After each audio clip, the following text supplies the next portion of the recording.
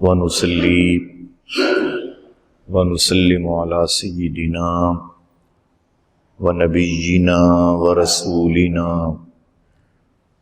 محمد وعلى آله وأصحابه أجمعين. أما بعد، فأعوذ بالله من الشيطان الرجيم. بسم الله الرحمن الرحيم. فمن شهد منكم الشهر فليصمه ومن كان مريضا أو على سفر فعدة من أيام أخر. صدق الله العظيم وصدق رسوله النبي الكريم. إن الله وملائكته يصلون على النبي يا أيها الذين آمنوا صلوا عليه وسلموا تسليما. الصلاة والسلام عليك يا سيدي يا رسول الله وعلى آلك وأصحابك يا حبيب الله. مولاي صل وسلم دائما أبدا على حبيبك خير الخلق كلهم. هو الحبيب الذي ترجع شفاعته لكل هول من الأهوال مقتحم. مولاي صل وسلم دائما أبدا على حبيبك خير الخلق كلهم. وإن من جودك الدنيا وضرتها ومن علومك علم اللوح والقلم. مولاي صل وسلم دائما أبدا على حبيبك خير الخلق كلهم. يا رب بالمصطفى بلغ مقاصدنا واغفر لنا ما مضى يا واسع الكرم. مولاي صل وسلم دائما أبدا على حبيبك خير الخلق كلهم. بلغ العلا بکمالہ کشف الدجا بجمالہ حسنت جمیع خصالہ. صلوا علیہ وآلہ وسلموا تسلیما کثیرا کثیرا. صلی اللہ تعالی علی حبیبہ سیدنا و مولانا محمد صلی اللہ تعالی علیہ وسلم. اللہ رب العزت کی حمد و ثنا اور رسول پاک علیہ الصلاۃ والسلام کی بارگاہ ناز میں ہدیہ درود و سلام عرض کرنے کے بعد رب لم یزل کی بارگاہ بے نیاز میں عاجزانہ انکسارانہ التجا اور استدعا ہے کہ رب کائنات ہم سب کے روزے، نماز تراویح، ذکر و اذکار اپنی بارگاہ میں قبول فرما کر ہم سب کو اس کا اجر عظیم عطا فرمائے. آمین.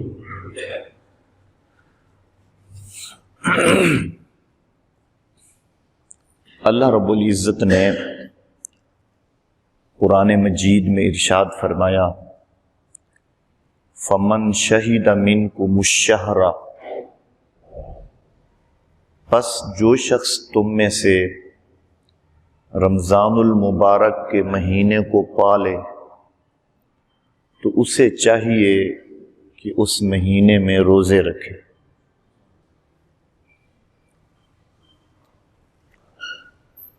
اس 15ویں صدی میں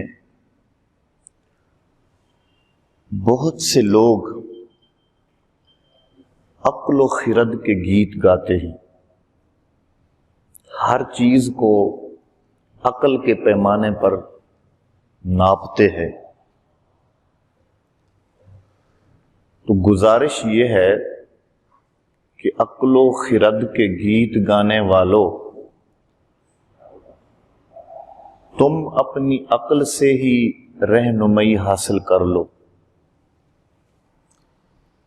تم نے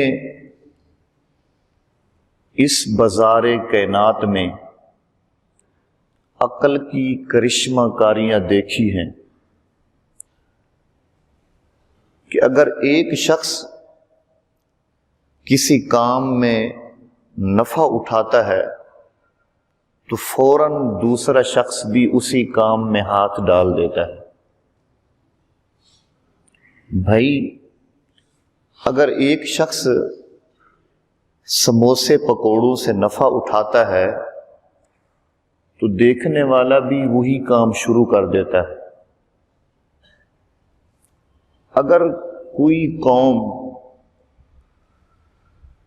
کسی ذرائع سے سربلند ہوتی ہے تو دوسری قومیں بھی انہی ذرائع کو اپنانا شروع کر دیتی ہیں کہ جس طرح وہ سربلند ہو گئے ہم بھی ہو جائیں گے۔ امریکہ اگر خلا میں جائے تو روس بھی پیچھے نہیں رہتا، وہ بھی اسی طرح ہاتھ پاؤں مارتا ہے کہ میں بھی خلا میں سیر کروں۔ حیات انسانی کو راحت اور سکون بخشنے کے لیے جاپان نے مشینری ایجاد کر دی، اے سی ایجاد کر دیا، پنکھا ایجاد کر دیا، انسانی جسم کو راحت اور سکون پہنچانے کے لیے۔ تو جاپان کی ایجاد کو ساری قوم قبول کرتی گئی، ہر عقل نے، انسانی ذہن نے اسے قبول کیا ہے۔ اگرچہ یہ انسانی صحت کے لیے بہت نقصان دہ چیزیں ہیں۔ آپ ہاتھ والا پنکھا چلاتے تھے، اب اس کی ضرورت نہیں ہے۔ سردی گرمی کا موسم برداشت کرتے تھے، اب آپ کے لیے ایسی مشینری ایجاد ہو گئی ہے کہ سردی گرمی محسوس نہیں ہونے دیتی، موسم آپ کے لیے یکساں رہتا ہے۔ عرض کرنے کا مطلب یہ ہے کہ انسانی عقل دنیاوی فوائد کے لیے دوسرے کامیاب انسانوں کی راہ کو مشعل راہ بناتی ہے، دوسرے انسانوں کی کامیابی کو اپنے لیے راستے کا چراغ بناتی ہے انسانی عقل۔ اس سے ذرا ہٹ کر آپ اپنے معاشرے میں، سماج میں روزمرہ کے معمولات پر نظر ڈالیے، اس کا جائزہ لیجیے، روزمرہ کے معمولات کا، کہ اگر کسی کام میں سوسائٹی کے 4 معتبر آدمی ہاتھ ڈال دیتے ہیں تو وہ کام سوسائٹی کا ترہ امتیاز بن جاتا ہے۔ اگر کسی کام میں علاقے کے 2 معزز آدمی شریک ہو جائیں تو عام لوگوں کی نظر میں وہ کام باوقار ہو جاتا ہے کہ یار اس کو فلاں بندے نے کیا ہے، فلاں با اختیار آدمی کا یہ پیشہ ہے، فلاں معزز آدمی نے یہ کام شروع کیا ہے، تو وہ کام اپنی حیثیت میں بالکل بیکار کیوں نہ ہو، کسی حیثیت کا حامل نہ ہو، لیکن جب اسے کوئی معزز با اختیار اور سوسائٹی کا بڑا آدمی اس کام میں ہاتھ ڈالتا ہے تو عام لوگ سمجھتے ہیں کہ شاید یہ کوئی بڑا کام ہے، وہ کام باوقار ہو جاتا ہے، اور ہم پاکستانی قوم تو اس کام میں بڑے تیز ہیں، اس کام میں بڑے تیز ہیں کہ ہم نہ اپنا نفع دیکھتے ہیں، نہ نقصان دیکھتے ہیں، نہ او دیکھتے ہیں، نہ تو دیکھتے ہیں۔ ہم یہ دیکھتے ہیں کہ کسی دینی یا دنیاوی لحاظ سے کسی بڑے شہرت یافتہ آدمی نے یہ کام کیا ہے تو ہم اسے کر گزرتے۔ اس بڑے آدمی کی عقل رخصت کیوں نہ ہو گئی ہو، وہ دماغ سے پیدل کیوں نہ ہو گیا ہو، لیکن پاکستانی قوم اس کی حماقتوں کی پیروی کرتی چلی جاتی ہے، اس کی بے وقوفیوں کی، حماقتوں کی، نازیبہ حرکات و سکنات کی قوم اس کی پیروی کرتی ہے۔ آپ آج اس دور میں اپنی آنکھوں سے مشاہدہ کر سکتے ہیں کہ ہم یہود و ہنود کی حرکات و سکنات کے کس قدر متبع اور پیروکار ہیں۔ ہم سمجھتے ہیں کہ جس نے یہ داڑھی کا نقشہ بنایا ہے وہ شاید کوئی دنیا کا بہت بڑا معزز آدمی ہے، تو ہم نے اسی طرح نقشے بنائے، داڑھی کے نقشے بنائے۔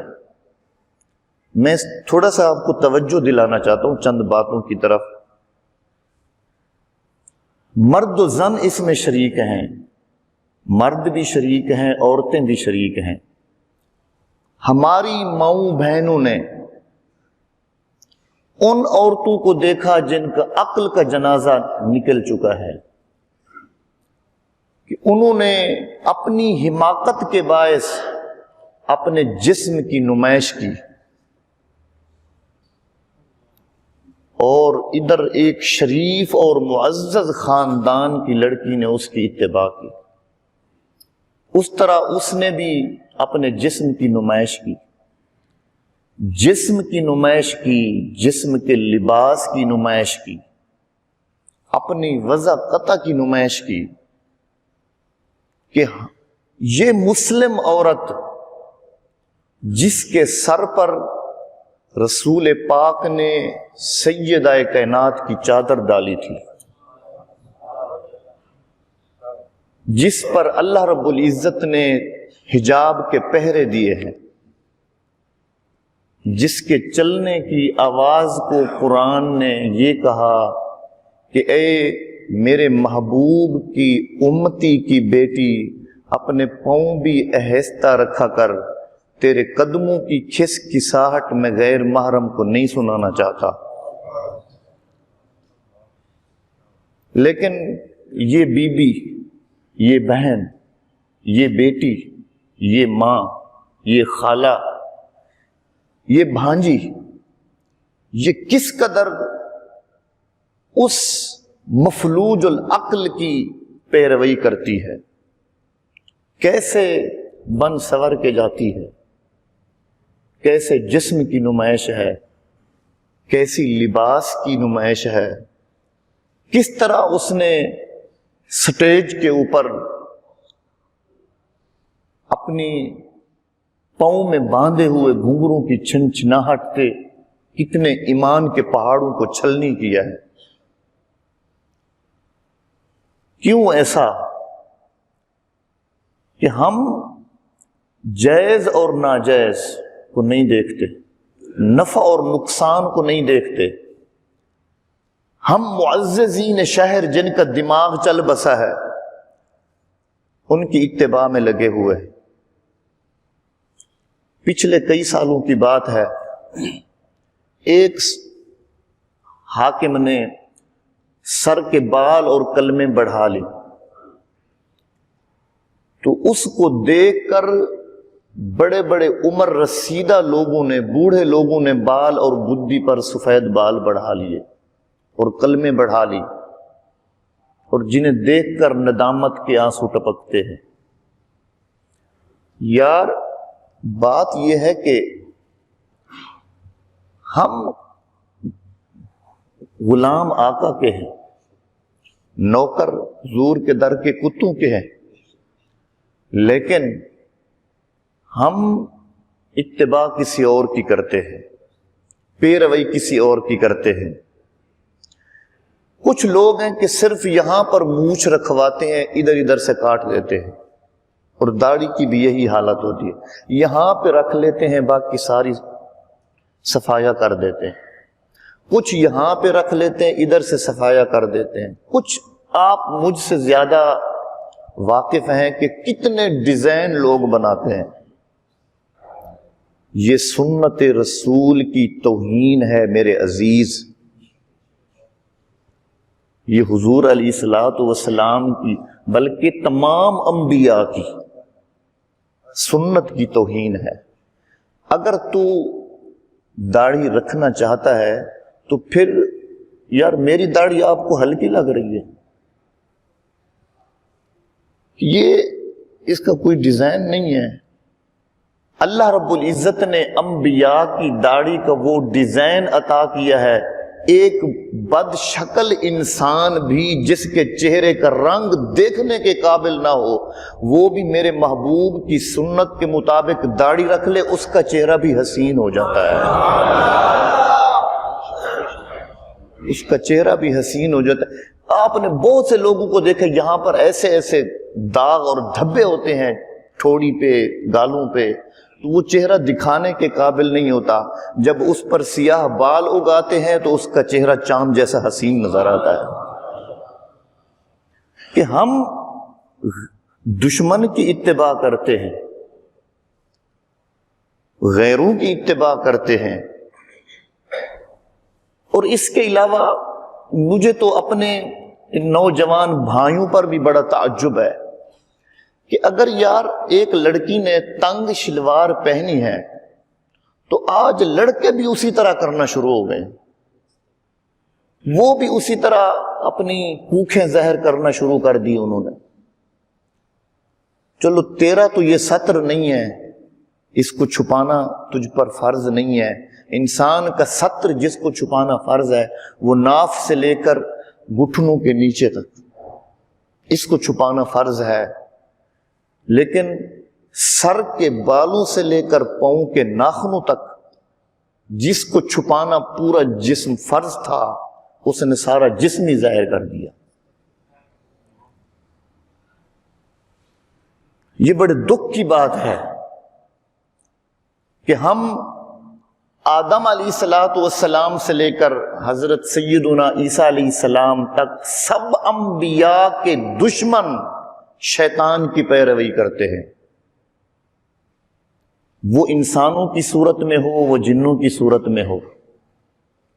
لیکن میرا آج کا پیغام یہ ہے کہ اے میرے دوست، اگر تیرا اصول یہی ہے، تیرا ضابطہ یہی ہے، تیرا قانون یہی ہے کہ جس کام کو 4 معتبر آدمی کر لیں وہ کام کرنا چاہیے، جس کو 4 با اختیار معزز آدمی کر لیں وہ کام کرنا چاہیے، تو میں تجھے ایسے با اختیار، ایسے معزز، ایسے سوسائٹی کے نامور لوگوں سے تجھے تعارف کرواتا ہوں جنہوں نے سخت گرمی کے موسم میں دن کا روزہ نہیں چھوڑا، دن کے روزے کی مشقت برداشت کی ہے، اور راتوں کو قیام کو برداشت کیا ہے، اور ایسا فاقہ اور فاقہ مستی میں رہے ہیں کہ اللہ رب العزت نے ان کی جبینوں سے فسق و فجور کے اندھیرے اور تاریکی کو اس طرح دور کر دیا ہے کہ صدیاں گزر چکی ہیں، ان کی پیشانی سے تاریکیاں آج بھی دور بھاگتی ہیں۔ وہ کون ہیں؟ وہ جھنگ کے باہو ہیں، وہ پاک پتن کے بابا فرید ہیں، وہ کلیر کے صابر ہیں، وہ دہلی کے محبوب الہی ہیں، وہ اجمیر کے خواجہ خواجگان ہیں، وہ بغداد کے جنید ہیں، وہ سرہند کے مجدد الف ثانی ہیں، وہ بغداد کے غوث اعظم حضور سیدنا غوث اعظم الجیلانی ہیں۔ یہ ایسے بوریا نشین، یہ ایسے خاک نشین، یہ ایسے فاقہ مست لوگ ہیں کہ یہ ایسے خاک نشین کہ بہت سے تخت نشین ان کے تلووں کی خاک کو اپنی آنکھوں کا سرما بناتے ہیں،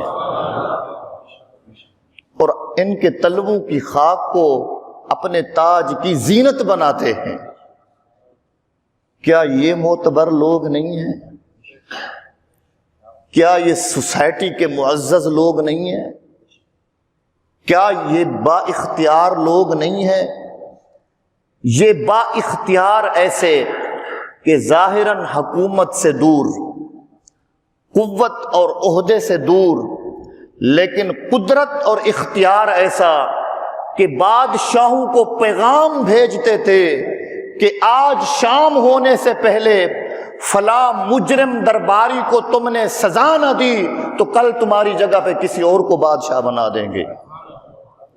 اور یہ با اختیار ایسے کہ اگر بادشاہ ملنے کے لیے دروازے پر آ جاتے تو یہ کہتے دنیا کے پیاسوں کو ملنے کے لیے ہمارے پاس ٹائم نہیں ہے۔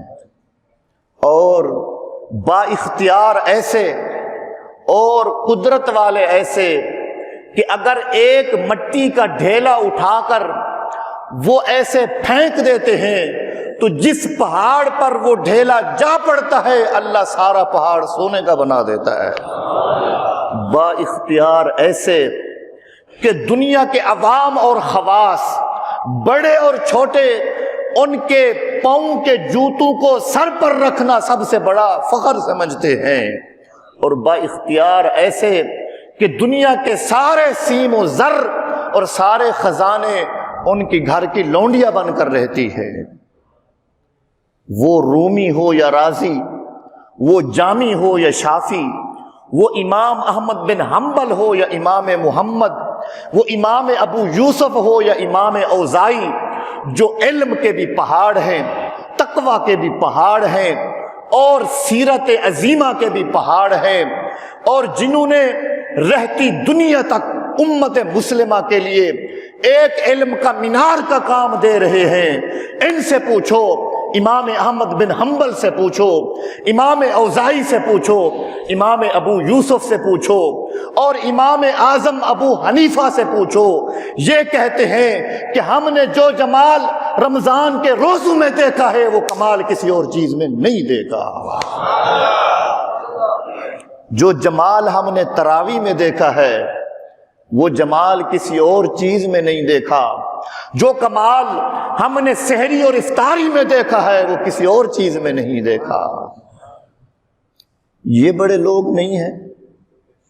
اگر ایک ناچنے والے کی اتباع کی جا سکتی ہے، ایک جسم کی نمائش کرنے والی ایک رقاصہ کی اتباع کی جا سکتی ہے تو مجھے بتاؤ امام اعظم کی اتباع کیوں نہیں کی جا سکتی؟ مجھے بتاؤ رابعہ بصری کی اتباع کیوں نہیں کی جا سکتی؟ رابعہ بصری یہ بھی تو ایک خاتون ہے، بیمار ہو جاتی ہیں۔ رابعہ بصری رضی اللہ تعالی عنہ بیمار ہو جاتی ہیں، بیمار ہوتی ہیں تو خواجہ حسن بصری پوچھنے کے لیے چلے جاتے ہیں، بیمار پرسی۔ حدیث پاک میں آتا ہے کہ جو شخص کسی بیمار کی بیمار پرسی کے لیے صبح باوضو ہو کر چلا جاتا ہے اور اس کی بیمار پرسی کر کے واپس آ جاتا ہے، شام تک 70,000 فرشتہ اس کی نیکیاں لکھتا رہتا ہے۔ ہم نے یہ طریقہ چھوڑ دیا ہے۔ ایک گھر میں فوتیدگی ہو جاتی ہے، دوسرے گھر والوں کو پتہ ہی نہیں ہے، وہ ساری رات بیماری سے کراہتا رہتا ہے اور ساتھ والے پڑوسی کو پتہ ہی نہیں ہے۔ بیمار ہو جاتی ہیں حضرت رابعہ بصری، پوچھنے چلے جاتے ہیں حضرت خواجہ حسن بصری، یہ جلیل القدر تابعی ہیں حضرت خواجہ حسن بصری۔ ایک دن مجلس میں بیٹھے واعظ کرنے کے لیے، تو لوگوں کا جم غفیر لگا ہوا ہے، تو لوگوں نے کہا حضور آپ بیان شروع فرمائیں۔ آپ نے فرمایا کہ سننے والا تو آئے۔ جی اتنا بڑا مجمع ہے، سننے والا کوئی نہیں ہے؟ آپ نے فرمایا کہ سننے والا تو آئے۔ کچھ دیر گزری تو ایک بوڑھی خاتون لاٹھی کے سہارے اس مجلس کے کنارے دور جا کر بیٹھ گئی۔ آپ نے بیان شروع کر دیا۔ جب بیان ختم ہوا تو لوگوں نے پوچھا حضور وہ کون تھا جو سننے والا تھا، جس کی خاطر آپ نے بیان کو روکا ہوا تھا؟ آپ نے فرمایا وہ بوڑھی خاتون رابعہ بصری آئی ہوئی تھی۔ وہ بات سمجھنے والے جب آ جاتے ہیں تو بات کرنے والے کو بھی مزہ آ جاتا ہے۔ تو رابعہ بصری رضی اللہ تعالیٰ عنہ بیمار ہو گئیں، تو حضرت خواجہ حسن بصری پوچھے نہ چلے گئے تو دیکھا شدت کا بخار ہے، حدت کا بڑا تیز بخار ہے۔ تو حضرت خواجہ حسن بصری نے پوچھا بی بی تجھے یہ بخار کیسے آیا؟ کوئی غذا میں تبدیلی ہوئی ہے، کیا ہوا ہے؟ انہوں نے ایک جواب دیا۔ آپ نے فرمایا نہیں یہ جواب نہیں ہے، حقیقی بات بتاؤ تمہیں کیا ہوا ہے؟ اس نے کہا دل والے پھر دل والے ہی سے بات بتاتے ہیں۔ اس نے کہا کہ میں ایک دن قرآن پاک کی تلاوت کر رہی تھی تو اس میں جنت کا ذکر آ گیا۔ قرآن پاک میں جنت کی نعمتوں کا، حور و قصور کا، انگور کا، اللہ کے انعام اور فضل کا ذکر آ گیا، تو میں اس جنت کی نعمتوں میں مست ہو گئی۔ جنت کی نعمتوں میں، لذات میں مجھے ایک کیفیت اور لذت آ گئی۔ جب میں اس میں مست ہو گئی میرے دل پہ ٹھوکر پڑی، آواز آئی رابعہ محبت مجھ سے کرتی ہے، مست جنت میں ہوتی ہے۔ کیا یہ لوگ معزز نہیں ہیں؟ کیا ان کی اتباع ہماری بہن اور بیٹی کو نہیں کرنی چاہیے؟ حضرت امام اعظم ابو حنیفہ، امام احمد بن حنبل اور امام محمد جیسے لوگوں کی ہمیں اتباع نہیں کرنی چاہیے؟ کچھ یہود اکٹھے ہو کر اپنے مناظرین کو لے آئے کہ امام محمد سے مناظرہ کرو کہ یہود مذہب سچا ہے۔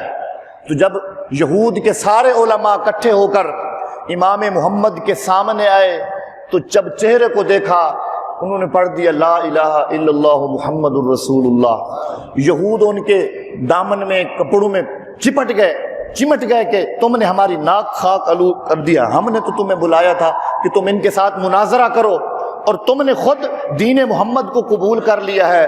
تو سب یہود کے علماء نے کہا تھا جن کا چھوٹا محمد اتنا خوبصورت ہے بڑے کا عالم کیا ہوگا؟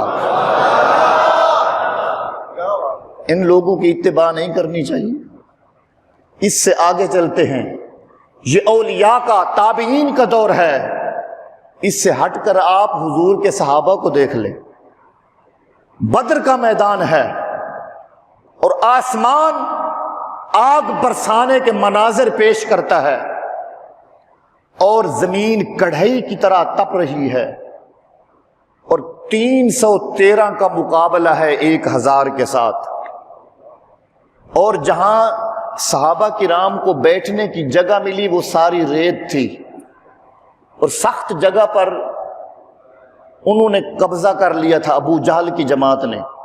یہ ریت کا ٹیلا ہے، وہ ریت جس طرح کڑھائی میں گرم ہوتی ہے اس طرح گرم ریت تھی، اور سورج آگ برسا رہا تھا، اور چاروں طرف سے ریت کے تیدوں کی حرارت جسم کو جھلسا رہی تھی، اور سحری صرف کھجور کے دانوں سے کی ہوئی تھی۔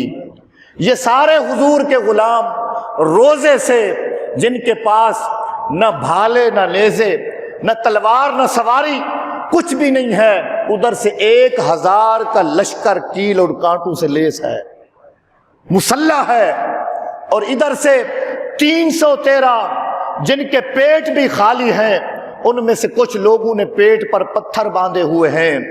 کیا مجھے بتاؤ کہ ایسے تپتے ہوئے صحرا میں 313 کا مقابلہ جب 1000 سے ہو رہا تھا جن کے لباس بھی پھٹے پرانے اور ایک پاؤں میں جوتا ہے تو دوسرے میں نہیں ہے، اور خالی پیٹ میں بھوک کی آگ جل رہی ہے، انہوں نے عرض کی حضور ہم نہ روزہ چھوڑیں گے نہ نماز چھوڑیں گے، اس تپتے ہوئے صحرا میں جہاں آپ کا قدم ہوگا وہاں ہمارے خون کے دریا بہیں گے۔ ایسے موقع پر صحابہ کرام نے عرض کی تھی حضور ہم روزہ نہیں رکھ سکتے۔ ہو سکتا ہے ایسا سوال؟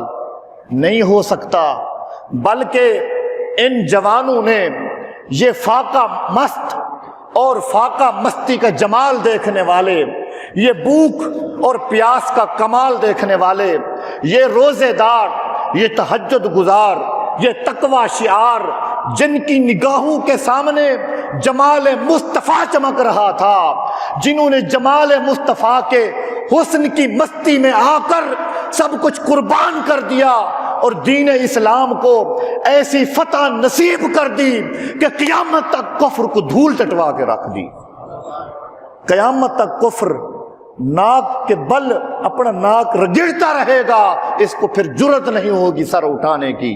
یہ حضرت ابوبکر صدیق کی بھوک کا صدقہ ہے، ان کے تقوی کا صدقہ ہے کہ کفر اپنے ہاتھ مارے پاؤں مارے اٹھے بیٹھے جو بھی کر سکتا ہے کرے، لیکن اس کفر کو سمجھ جانا چاہیے کہ تجھے کسی عام انسان نے نہیں گرایا، محمد مصطفیٰ کے یاروں نے گرایا ہے تمہیں۔ غزوہ بدر میں اسے شکست ہوئی تھی کفر کو، کفر سر نہیں اٹھا سکتا انشاءاللہ۔ قیامت آ جائے گی کفر ایسے ذلیل رہے گا، اور حضور کے غلام جس طرح اس دن بلند تھے وہ آج بھی بلند رہیں گے، وہ آج بھی بلند رہیں گے۔ تو ایسے سخت موسم میں صحابہ نے روزہ نہیں چھوڑا، تراویح نہیں چھوڑی، تو ہم پھر اے سی میں بیٹھنے والے کیوں چھوڑ دیتے ہیں؟ ہم راحت اور آسودگی کی زندگی گزارنے والے پھر ہم ایسے اجر عظیم سے محروم کیوں رہ جاتے ہیں؟ میرے دوستو، حضرت سیدنا آدم علیہ السلام سے لے کر حضرت سیدنا عیسیٰ علیہ السلام تک آپ ہر نبی کی زندگی کا ورق کھنگالیں، ہر نبی کی زندگی کا ایک ایک دن ہمیں اللہ کی اطاعت کا درس دیتا ہے، اللہ کی بندگی کا درس دیتا ہے، اللہ کی فرما برداری کا درس دیتا ہے، رسول اللہ صلی اللہ علیہ وسلم کے اسوے کو اپنانے کا درس دیتا ہے۔ خود آپ حضور علیہ السلام کی زندگی کا ایک ایک ورق دیکھ لیں، زندگی کا ایک ایک ورق دیکھ لیں۔ اگر غلام بھوکے ہوتے تھے، اگر غلام پیٹ پر پتھر باندھے ہوئے آقا علیہ السلام کی خدمت میں حاضر ہوتے، عرض کرتے حضور بھوک سے 2 پتھر پیٹ پر باندھے ہوئے ہیں، آپ اپنے پیٹ مبارک سے کپڑا اٹھاتے، فرماتے غلام اگر تیرے پیٹ پر 2 پتھر ہیں تو دیکھ میرے پیٹ پر 3 پتھر باندھے ہوئے ہیں، میرے پیٹ پر 3 پتھر باندھے ہوئے ہیں۔ اگر تیرے گھر صبح اور شام کا چولہا گرم نہیں ہوا تو آ محمد مصطفیٰ کے گھر 2 دن چولہا گرم نہیں ہوا۔ یہ فاقہ مستی کا جمال ہے، جس کو نصیب ہوتا ہے وہی تہجد کے وقت اٹھتا ہے، وہی اس آواز پر لبیک کہتا ہے جب سپیکر سے آواز آتی ہے روزے دارو اللہ رسول کے پیارو، یہ وقت ہے سحور کا، لقمہ کھا لو نور کا، یہ وقت ہے سحور کا، لقمہ کھا لو نور کا۔ اس آواز پر جو لبیک کہتا ہوا اٹھ بیٹھتا ہے، حدیث پاک میں آتا ہے اللہ اور اس کے فرشتے اس پر درود بھیجتے ہیں۔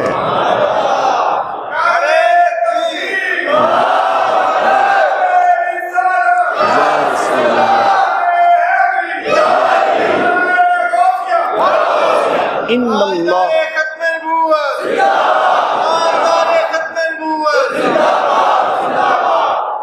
جب یہ نعرہ لگایا کرو تو پھر کنجوست سے کام نہ لیا کرو، پھر دل کھول سے جتنا آواز نکلتی ہے، پھر آقا کے نام کو، ختم نبوت کو بڑھ چڑھ کے بیان کیا کرو۔ مسجد کی دیواریں، ہوائیں، فضائیں، آسمان تک یہ ساری چیزیں گواہی دے کہ یہ سارے ختم نبوت کے قائل بیٹھے ہیں۔ تاجدار ختم نبوت،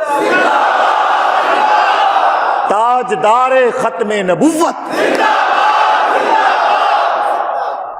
ان اللہ و ملائکتہ یصلون علی المتسحرین، بے شک اللہ اور اس کے فرشتے سحری کھانے والوں پر درود بھیجتے ہیں۔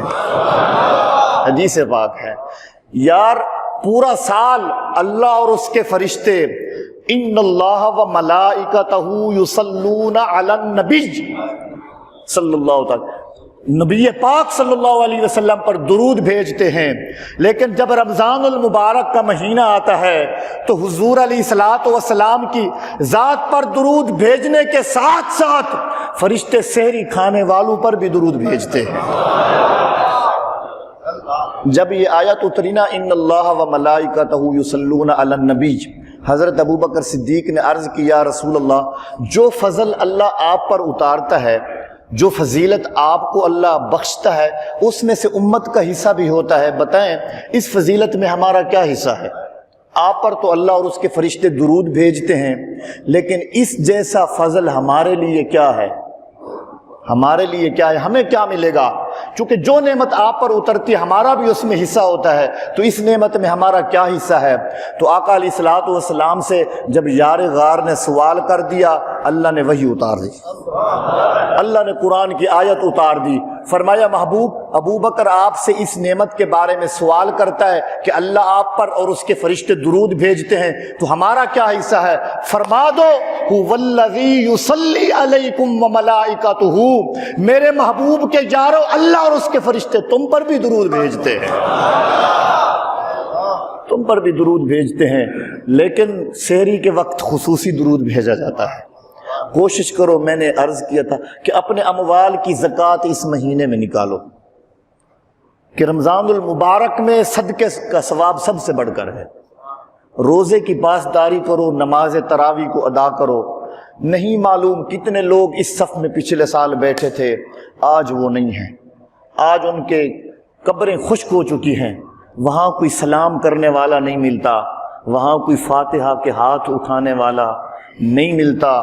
آپ اس زندگی میں رمضان المبارک کو راضی کر لو، قرآن مجید کو راضی کر لو، عرب کے جوان کو راضی کر لو، رب غفار کو راضی کر لو، اسی میں ہماری کامیابی ہے۔ وآخر دعوانا ان الحمد للہ رب العالمین۔